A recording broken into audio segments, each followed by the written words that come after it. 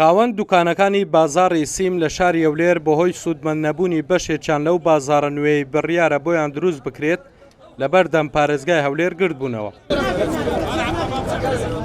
تەها ئەوەستت پێ پیشاندەم پارەماندایە، یعنی ئەگە پارە درای عنی چێ ئەوە ئەوی حکومەتی نییە، ئەو لۆگۆ حکومەتی نیەوە، ئەو وەستی حکومەتی نییە، تەمەشاکە چی نووسیا دەرێ پارە لە کاتی دیاریکرا بدرێتەوە نقاتی دوم دەرێ پاش پارەدان پارە ناگەرێتەوە. ئێستا جەماعەتی محافەزە تەلەفۆنمان لۆ دەکەن یەک بە یەک کاکە وەرە پارەکەی وەگرەوە ئێخێرە ئەدی وەڕسمی نییە ئەمە لە ڕووی قانونەوە چ بکەمە من. ئەو کاسبکارانەی دوکانیان لە بازاڕە نوێیەکە پێدراوە لە شێوازی وەرگرتنی پارەی پێشەچی تا تەواوبوونی دوکانەکان نیگەران و دەڵێن بڕی پارەکە زۆرە و ناتوانن لەو ماوەی بۆیان دیاری کراوە پارەکە بدەن.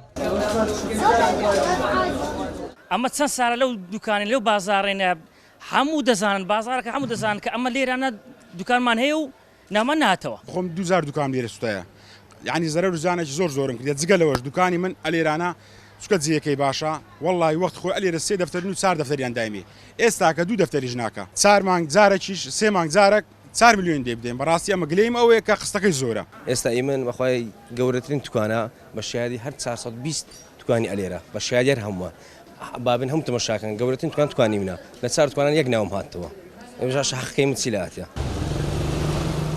بازاڕی سیم دەکەوێتە گەڕەکی کوردستان لە شاری ئەولێر. لە ساڵانی ڕابردوو چەند جارەگەم بازاڕە سوتا و خاوەن دوکانەکان تووشی زەرەر و زیانێکی زۆر بوونەوە.